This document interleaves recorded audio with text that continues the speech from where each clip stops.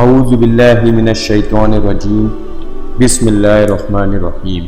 السلام علیکم دوستو، پانچویں خلیفہ راشد حضرت عمر بن عبدالعزیز کی اہلیہ اور خادم کی قبروں کو کھود کر ان کے پاکیزہ جسد خاکی نکال لیے گئے اور ٹرک میں ڈال کر نامعلوم مقام پر لے جائے گئے۔ مزار کو آگ لگا دی گئی اور متولی کو خاندان سمیت اغوا کر لیا گیا۔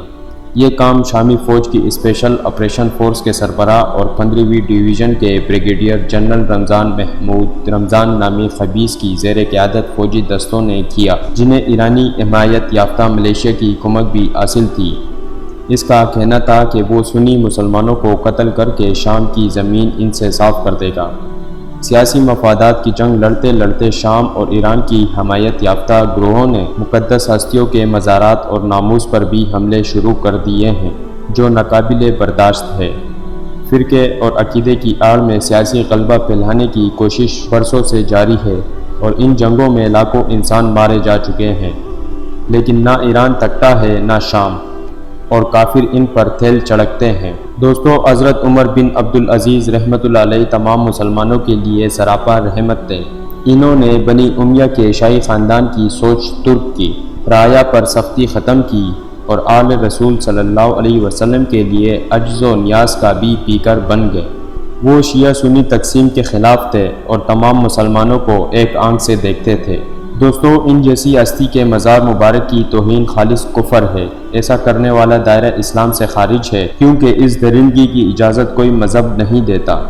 حکومت سے مطالبہ ہے کہ وہ ایران اور شام کی حکومتوں پر سخت دباؤ ڈالیں، مزارات کو بحال کرائیں اور رمضان محمود سمیت تمام مجرموں کو سزا دلوائیں۔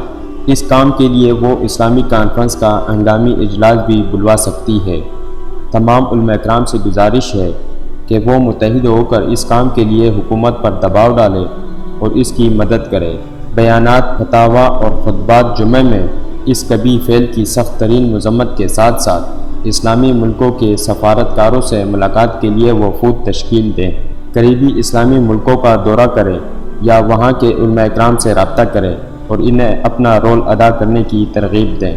انہیں ہرگز خاموش نہیں بیٹھنا چاہیے، درندے ورنہ خود ان کی قبریں کھود دیں گے۔ اللہ پاک سے دعا ہے کہ اپنے قہر کی بجلی ان سب کافروں، درندوں اور ظالموں پر گرائے، جنہوں نے یہ کفر کیا یا اس کام میں سہولت دی یا اجازت دی یا اسے پسند کیا۔ اور حضرت عمر بن عبدالعزیز رحمۃ اللہ علیہ سے درخواست ہے کہ عام مسلمانوں سے ناراض نہ ہو، انہیں معاف کر دیں کہ ان سے زیادہ بے بس مخلوق روئے زمین پر کوئی نہیں۔ اللہ ہم سب کو نیک اعمال کرنے کی توفیق عطا